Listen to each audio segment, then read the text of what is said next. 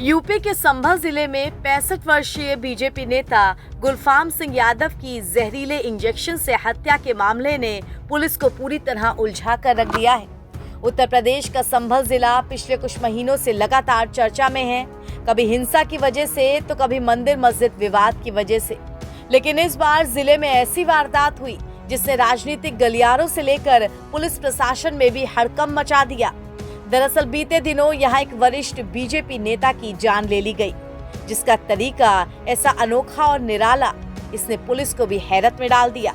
मृतक के परिजनों का कहना है कि रंजिशन इस हत्याकांड को अंजाम दिया गया, मगर अब जब बीजेपी नेता की पोस्टमार्टम रिपोर्ट आई है तो और भी चौंकाने वाली बातें निकलकर सामने आ रही हैं। उनका पोस्टमार्टम करने वाले डॉक्टर्स के मुताबिक शरीर में जहर का कोई निशान ही नहीं मिला। इस मामले में अलीगढ़ की डॉक्टर नीरज त्यागी ने बताया कि शरीर में कोई जहरीला तत्व नहीं पाया गया है।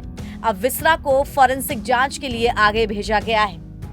पोस्टमार्टम के दौरान मृत्यु का कारण कोई स्पष्ट नहीं हो पाया था, तो उनके सभी विसरा प्रिजर्व करके जो है वो FSL लैब भेज दिए गए हैं। सभी के सभी सैंपल जो है पुलिस को सौंप दिए गए। नहीं, ये मतलब देखिए, जो डेथ का जो कारण है, जैसा आप बता रहे हैं, क्या पॉइजन था, कौन सा पॉइजन था, तो ये तो मेरे ख्याल से जो FSL लैब की जांच के बाद ही सुस्पष्ट हो सकेगा। नहीं, प्रथम दृष्टया उसमें कोई इस तरह का केमिकल नहीं संज्ञान मिला है, तो मैं ऐसा तो नहीं बता पाऊंगा कि कौन सा केमिकल उस समय उसको दिया गया था। आइए आपको बताते हैं कि आखिर ये पूरी कहानी है क्या।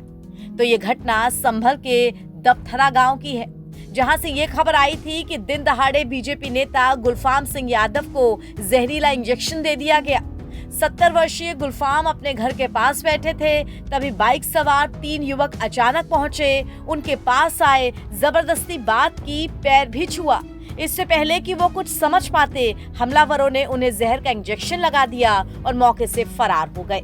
जिसके बाद परिजन तुरंत गुलफाम को गुन्नौर के सामुदायिक स्वास्थ्य केंद्र ले गए, लेकिन हालत गंभीर होने पर उन्हें अलीगढ़ रेफर किया गया, जहां रास्ते में ही उन्होंने दम तोड़ दिया। बीजेपी नेता की यूं हत्या की सूचना मिलते ही पुलिस प्रशासन के हाथ पांव फूल गए। फौरन पुलिस बल घटनास्थल पर पहुंचा, अलीगढ़ में पोस्टमार्टम कराया गया, साथ ही आरोपियों की धरपकड़ शुरू कर दी गई। इस घटना के तुरंत बाद पूरे गांव में भी कोहराम मचा हुआ था कि जिस तरह से जहरीले इंजेक्शन का इस्तेमाल हुआ है, ये बात सुनकर हर कोई चौंक पड़ा था। मगर अब डॉक्टर्स के बयान के बाद पूरी कहानी ही पलट चुकी है। फिलहाल सबको इंतजार है कि फॉरेंसिक रिपोर्ट में क्या निकल करके सामने आता है। आपको बता दें कि गुलफाम सिंह यादव के परिवार में उनकी पत्नी, 2 बेटे और 5 बेटियां हैं। उन्होंने अपनी सरकारी नौकरी छोड़ने के बाद 1976 में बदायूं में RSS के जिला कार्यवाहक के रूप में अपना काम शुरू किया था।